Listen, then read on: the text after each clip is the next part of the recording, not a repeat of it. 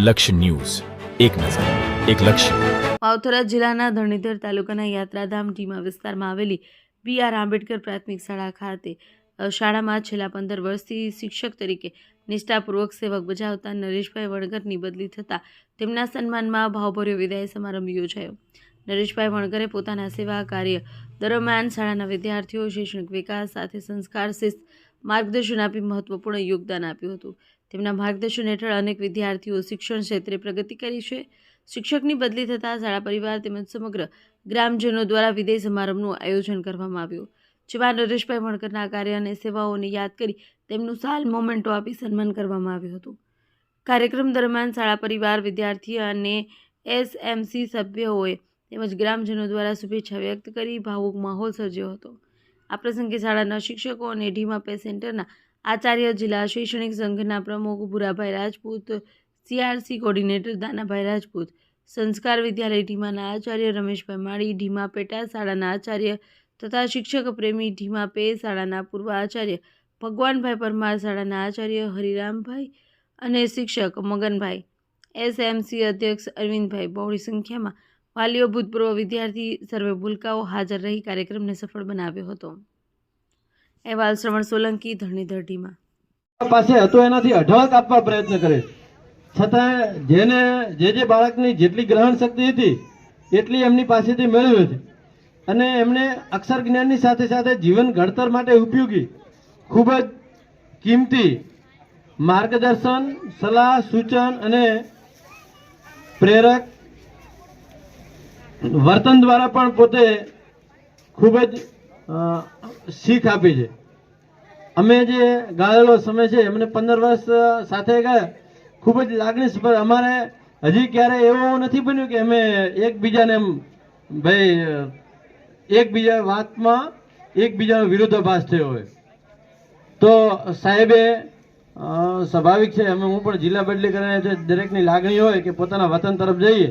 સાહેબ પણ અત્યારે પોતાના વતનની બહુ નજીક જાય છે અને અમુક ઉંમર થાય એટલે આપણી વ્યક્તિગત જવાબદારીઓ વધી જતી હોય અને એ નિભાવવી દરેકની ફરજ છે. તો સાહેબને પણ વતનથી નજીક અમીરગઢ તાલુકાનું ચિત્ર છે, એ સાહેબના ઘરથી 65 કિલોમીટર દૂર થાય છે.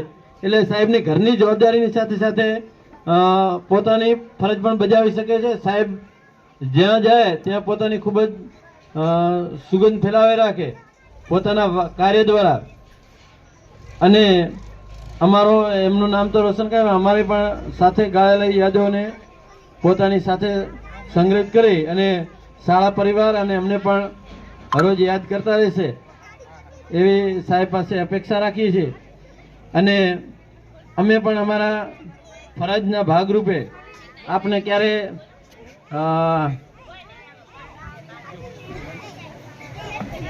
સરસ ક્યારે આપણે કડવું કીધું તો માફ કરશો અને વસ્તુ જય મગનભાઈ સાહેબ જે એક સાચા મિત્ર તરીકે મારી જોડે રહે.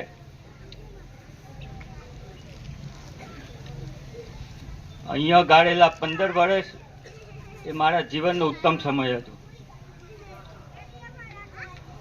એના વાલીઓ હોય, બાળકો હોય કે બે મિત્રો, મને હંમેશા ક્યારેય એવું નથી લાગ્યું કે હું બહારનો છું કે બીજા જિલ્લામાંથી આવેલો છું. મેં પણ ક્યારે એવું નથી લાગ્યું કે હું તો બીજા જિલ્લામાંથી આવ્યો છું, ગમે ત્યારે બદલી કરાઈને જતું રહેવાનું છે. મેં આ શાળાને, આ બાળકોને પોતાના જ ગણ્યા છે, પોતાના ગણીને જ મેં કામ કર્યું છે અને આ કામ કરવાનો મને સંતોષ પણ છે. બદલી કરાવવાનો મુખ્ય હેતુ કે ઘરેથી નજીક જવું હતું. હવે 15 વર્ષ થયા તો થોડા પરિવાર જોડે રહીએ, કારણ કે નાના મોટા કામો પણ હવે ઘરે જવું પડતું, રાત્રે પણ દોડવું પડતું હતું. એટલે ઘરેથી નજીક અને મારા મમ્મીને હવે ઉંમર થઈ એટલે કામ નહીં થતું એટલે ઘરે જવું જરૂરી જ હતું હવે. પણ આ બે મિત્રો સાથે, સાહેબ ભલે ઉંમરમાં મોટા પણ અમે મિત્રોની જેમ જ રહ્યા છીએ. 15 વર્ષમાં તમારા પરિવારમાં એકબીજાને કંઈક બોલવું પડ્યું હશે, પણ અમારે ત્રણેયને ક્યારે એકબીજાને ઊંચા અવાજે પણ બોલવું નથી પડ્યું. કંઈક બીજાને કંઈક ગુસ્સો આવ્યો હોય કે એકબીજાથી રીસાઈ ગયા હોય, આવો એક પણ પ્રસંગ અમારે બન્યો નથી. મને નાના ભાઈની જેમ બંને સાચવ્યો છે. મેં પણ એમનું બહુ માન રાખ્યું છે. આ સમયગાળામાં મારાથી કોઈ ભૂલચૂક થઈ હોય કે મારે શીખવાડવામાં કોઈ કચાશ રહી ગઈ હોય તો એને માફ કરજો. મેં મારી રીતે સંપૂર્ણ આપવાનો પ્રયત્ન કર્યો છે. અહીંયા તો બાળકો તમે મોકલો છો, અમે ત્રણેય સાહેબ હોય, બહુ સારું એવું માર્ગદર્શન કે શિક્ષણ તો પૂરું પાડીએ છીએ, પણ આગળ મોટા ધોરણોમાં જાય ત્યારે એ જવાબદારી તમારી આવે છે કે બીજે કંઈ ડાયવર્ટ ના થાય. બધી જગ્યાએ મગનભાઈ કે હરિરામભાઈ નહીં હોય કે તમારા બાળકોની દેખરેખ રાખશે. આગળ જતો જવાબદારી તમારે લેવાની છે.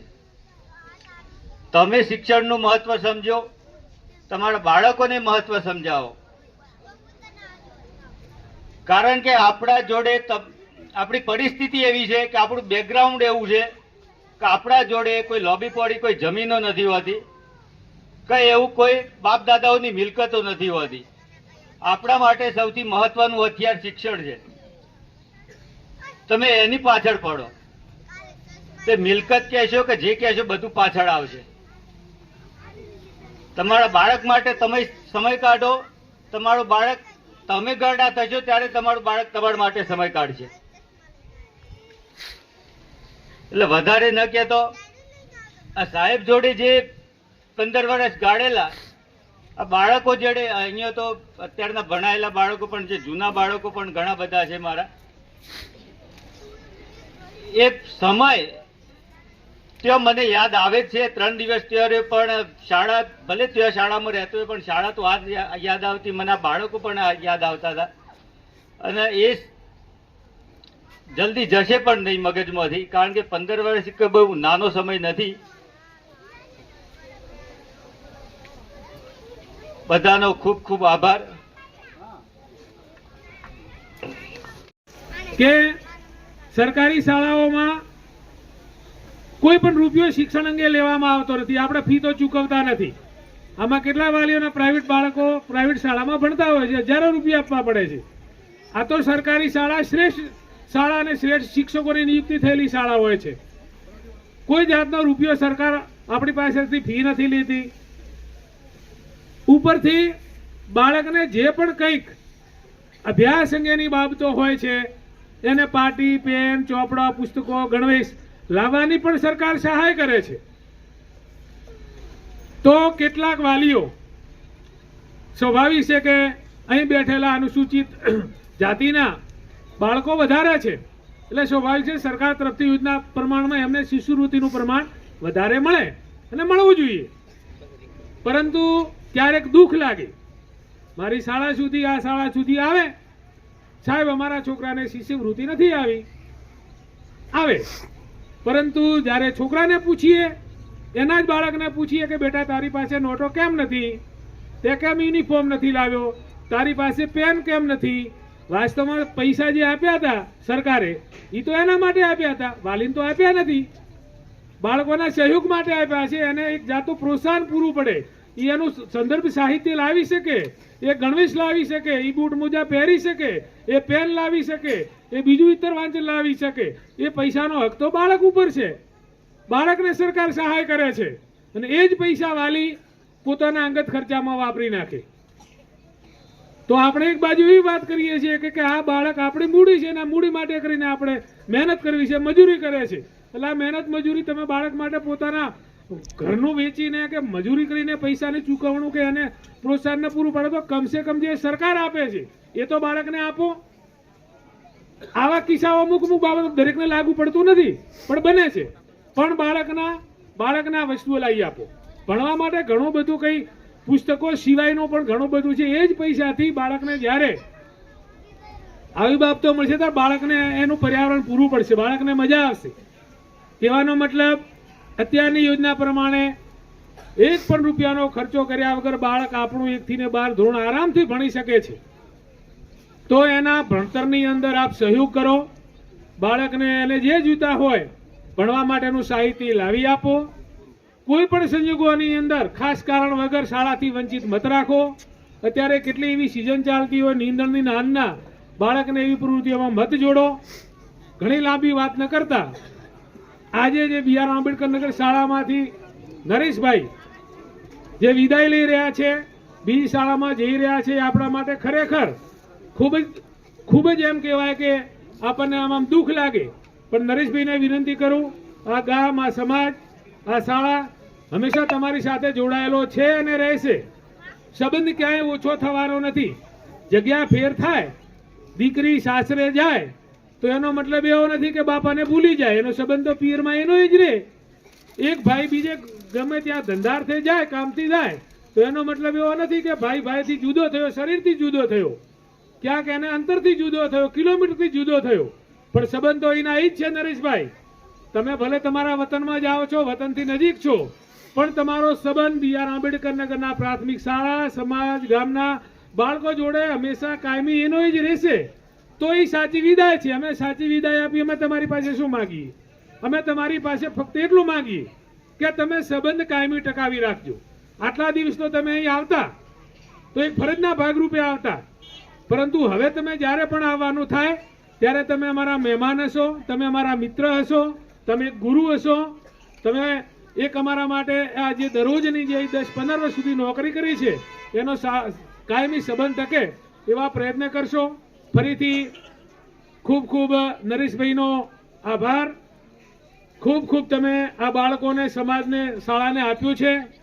ખૂબ જ વાલીઓને અને આ બાળકોને એમ થાય કે અમારા ગુરુજી અમારી વચ્ચેથી વિદાય લે છે. આપણે એ સમજીએ કે એમણે આટલું કામ કર્યું છે, આવું સરસ મજાનું તન મનને ધન રેડીને પોતાના, તમારા બાળકોને પોતાના બાળકોથી પણ વધારે ગણી અને કામ કર્યું છે. છતાં આપ એક બદલીના ભાગરૂપે નજીક જાઓ છો એ વાતની અમને ખુશી છે. ભગવાન ધણીધર આપને સદૈવ આશીર્વાદ આપે, આપની નિરોગી શરીર રહે, આપની ઉત્તરોત્તર પ્રગતિ થાય. અહીં કામ કર્યું છે એના કરતાં પણ વધારે કામ કરો એવી અમે આ ગામ વતી, બાળકો વતી, આ સમાજ વતી આપને વિનંતી કરીએ છીએ. ખૂબ ખૂબ આભાર નરેશભાઈ સાહેબ. ભારત માતા કી મિત્રો, ઘણા લાંબા સમયથી બેઠા છો એટલે થોડાક સ્વાભાવિક છે કે થોડા અસ્વસ્થ લાગો છો તમે બધા. થોડા વાતો કે બે ધ્યાન કહ્યું. આપણે ઘણો સમય લઈ લઈએ, થોડી વાર શાંતિ જાળવીશું.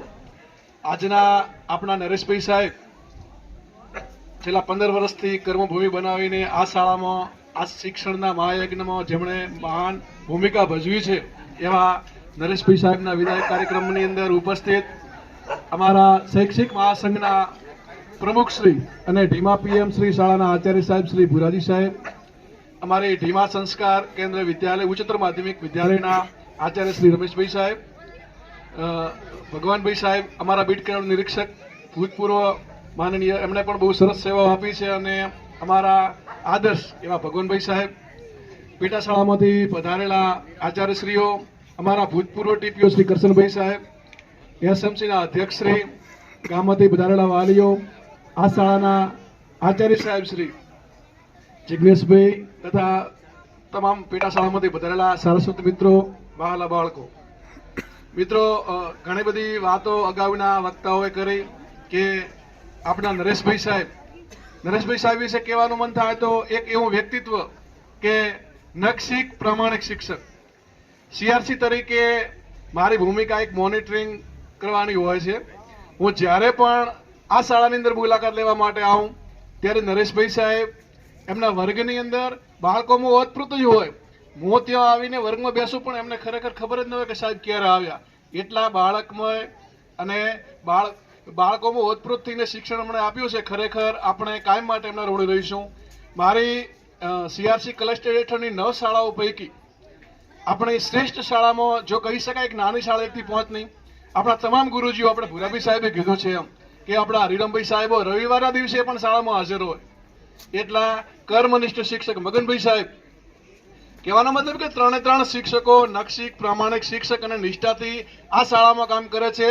અને સેન્ટરમાં સૌથી વધારેમાં વધારે સીઈટીમાં જો પાસ થતા હોય તો આ શાળાના બાળકો છે મિત્રો. એટલે એના માટે હું આપ સૌ વાલીઓ ઉપસ્થિત છો, ધન્યવાદ આપું છું આ ગુરુજીઓને અને બાળકોને, કારણ કે સીઈટીમાં સૌથી વધારે બાળકો આ શાળામાંથી પાસ થાય છે. અને અહીંથી જ્યારે ધોરણ 5 પાસ કરીને જ્યારે ધીમા સેન્ટર શાળામાં જાય છે તો એનએમએસ કે કોઈ પણ બીજી કોઈ સ્પર્ધાત્મક પરીક્ષાઓ પીએસસી કે કોઈ પણ હોય તો એની અંદર પણ આ શાળાના બાળકો ખૂબ સારું પ્રદર્શન કરે છે. એટલે એના માટે આ ગુરુજીઓ ખરેખર અભિનંદનના અધિકારી છે. નરેશભાઈની વાત કરીએ તો નરેશભાઈ સાહેબે 15 વર્ષ સુધી સતત આ શાળાને કર્મભૂમિ બનાવીને જે કામ કર્યું છે દિલ રેડીને, એના કાયમ માટે આ શાળા ઋણી રહેશે. અમે સૌ ઉપકારી રહીશું. જ્યારે આ શાળાના વિશેષ ઘડતરમાં, સંસ્કાર ઘડતરમાં એમનો વિશેષ ફાળો રહ્યો હોય ત્યારે અમારો જે મોનિટરિંગ વિભાગ હોય કે શાળાના સેન્ટર શાળાના આચાર્ય સાહેબ હોય કે બીજા ગુરુજી હોય, હમણાં આપણા રમેશભાઈ સાહેબે કીધું એમ કે હાઈસ્કૂલમાં પણ આ શાળાના વિદ્યાર્થીઓ જોરદાર પ્રદર્શન કરે છે અને ભવિષ્યમાં પણ સરસ મજાનું આવું કાર્ય કરતા રહે. હવે ઘણો બધો સમય લીધો છે એટલે વાત નહીં કરું વધારે, કારણ કે લાંબુ ભાષણ હોય ને ખરેખર એમ કહેવાય કે કંટાળાજનક હોય. પણ આ શાળાના શિક્ષકો વિશે કહેવાનું મન થાય કે જે ફરજ સમજે છે એનાથી અદા થઈ જાય છે, જે ફરજ સમજે છે એનાથી અદા થઈ જાય છે. જો હોય વેદના તો પણ મજા થઈ જાય છે. થાય મૂર્તિમંત યા ન થાય ત્યાંથી શું થયું, પણ સ્વપ્ન દ્રષ્ટા સ્વપ્નની પાછળ ફના થઈ જાય છે. ખૂબ ખૂબ આદરણીય શિક્ષકોને વંદન, ધન્યવાદ, ખૂબ ખૂબ આભાર.